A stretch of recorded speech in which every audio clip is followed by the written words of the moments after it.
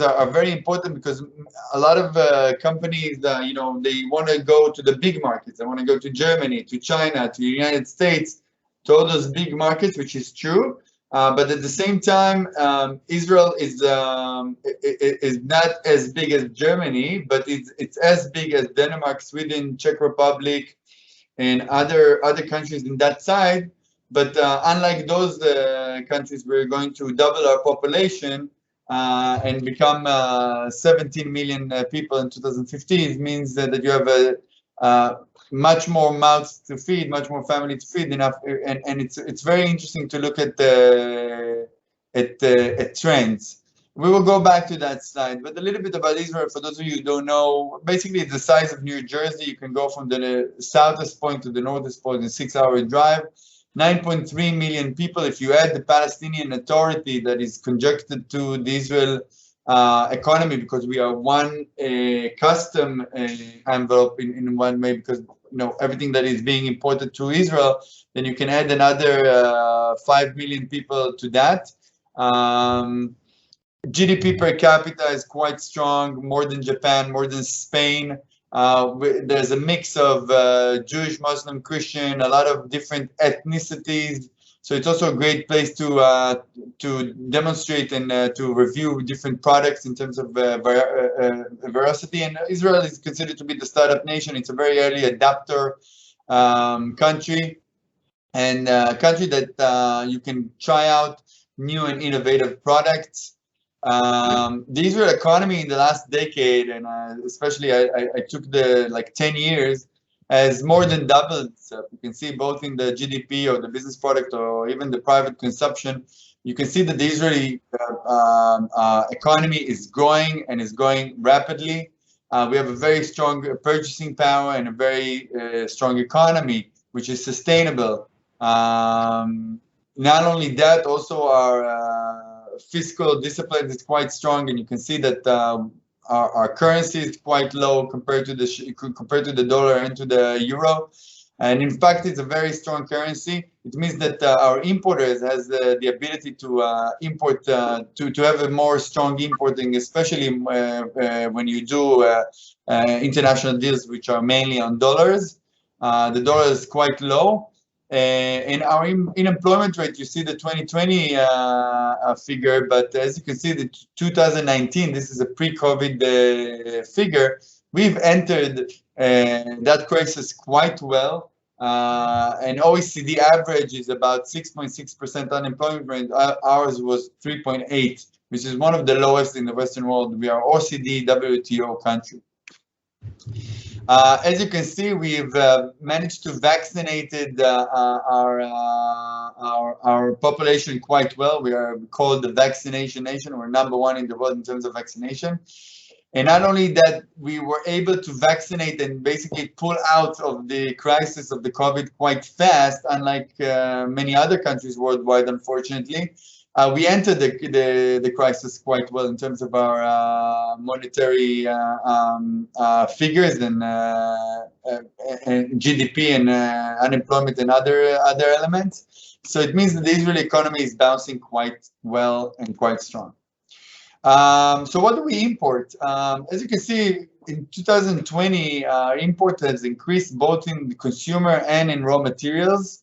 And I'm going to focus both on consumer goods and raw materials because when we look at the figures of food, if we're both importing raw materials for the food industry and also for the finished goods, but we import quite a lot relatively for the size of the country. This is a breakdown of the different categories of imports of Israel. Of food, and this is only finished goods, food and beverages, finished goods, we import about $3 billion. It's a 6% growth from 2019 and a 51% from in a decade. You can see another import of $2.7 billion of raw materials for the food, which is a 67% growth in a decade. And you can, and the thing with the food is that you have a gradually annually growth every year. So the trend is always like this, which is a great thing, because in a growing market, both in terms of population and also in purchasing power, and also in terms of the volumes, wherever you are, you're quite doing well. So the figures between Israel and Lithuania are not that big, and it's a good thing in the sense that there's a potential to grow it. It's a bad thing in the sense that we need to look at what we should do better, how we can create more access to market for Lithuanian exporters and Israeli exporters. But in general, I would say that our main trading partner of Israel is the EU. So like 40% of our trade is with Europe. Excuse me. Israel import about $104 billion. 40% out of that, the bilateral trade out of that is with the Europe, is mainly with the EU. I think that Lithuania needs to compete with other EU markets, which is, let's say, Poland, which is a great exporter of food to Israel. Of course, Italy, Germany, and other markets. But I think this is, from my experience, it's a lot of awareness to the Lithuanian market. I know that you have an amazing dairy industry and dairy products. You have very good health products, and a lot of cool startups in the food industry that can do niche products that are quite well. So I think that we need to increase that numbers in terms of import. But we already started working, and the majority of the imports from Lithuania are quite focused on the food and live animal industries. But that's not quite a lot. You can see that it's quite low compared to other. You see dairy products 6%. That can definitely be increased. If we look at the main categories of import of food from Lithuania, so these are the ones, and they very much correspond with the main import of Israel in general of food. I'm gonna skip that. That's not relevant. So the Israeli food market, we're talking about, this is only finished good. We're talking about $3 billion in 2020 of import of food products, and add to that another $2.7 billion of raw materials. That's quite a big number of imports of food. It consists obviously of fruits and vegetables, raw materials, consumer goods, and stuff like that. But one of the trends that we have saw in that sense is that because Israel had or still have, but much less, a very concentrated and centralized food industry here in Israel that kind of like ruled a lot of the majority of the products in Israel. We see that there are much more defragmentation of that food market, and the importers are quite increasing by the numbers and also by the volumes. And we see that there is an introduction of much more of finished food products. So the volume of the raw materials is decreasing, and the volume of the finished goods are increasing. Within that, you have also a lot of private labels and a lot of, if I would say that the two main trends of food in Israel is either the basically health, organic, and premium food, which is obviously a world trend. Gluten, sugar-free, all those kind of stuff. And another thing is the discounts. So those are the two basically main trends. We have a lot of discounts, and a lot of the retail chains have a lot of private label. So that's also a great channel to market. As you can see, 2020 was good for the food industry in Israel, for the food chain stores in Israel. In general, both industry and import, and that's not a surprise. This is due to a COVID year, and what we want to show you is a bit of a breakdown of how the food retailers look like, but it's mainly dominated by the main retailers, And these are the main retailers that you can see, and also what's their market value and revenue and number of branches and net profits. And you can see that they're doing quite well, and they're quite they're all very national with a very strong distribution capabilities. There are much more. There are different. There's difference between different chain stores. One of the most interesting trends, another interesting trend in the food market is the online, and you can see, for instance, Supersal has done a great job, but almost all those retailers has a very strong online presence, which is increasing. And last but not least, let's not forget that Israel is an expensive country. And we have, in terms of our food prices, there are 33% higher than EU, basically. And as you can see here, this is the consumer price index of the food in specific verticals in the food. You can see a lot of the things that are relevant for Lithuanian manufacturers and exporters are the things that their prices quite increased in the last year or so.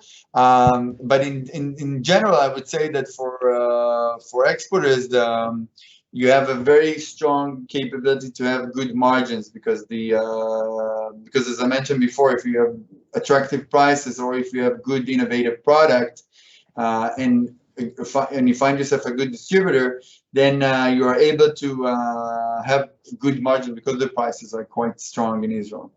I would say, going back to this slide of why exporting to Israel, I would say, one, because we're a strong economy, and you saw that in the last decade, there's a very stable and sustainable and growing pace of the economy in all types of sectors. So that is a trend that is going to continue. Israel is quite a strong economy and sustainable economy.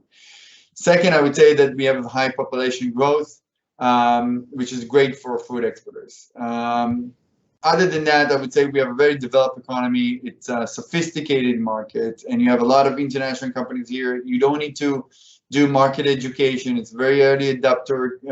So if you have products that you want to enter to Israel, if you have capabilities to be more creative, if you can build new products and do some business development together with the retailers or with the importers, this is the market that you can do that. You can be much more creative and much more open to do so. And I think the Israeli market will embrace that much more.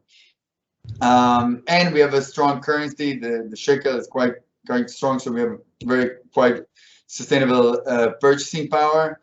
And also, we have a very good business culture. So it's very much Americanized. English speakers, Israel is being called the 51 state a lot of the time. So it's not, I would say there's a very strong ease of doing business.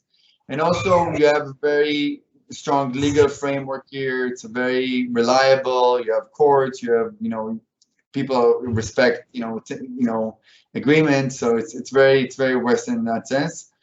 And easy logistics. We have 70% of the population is within 1 hour drive from Tel Aviv.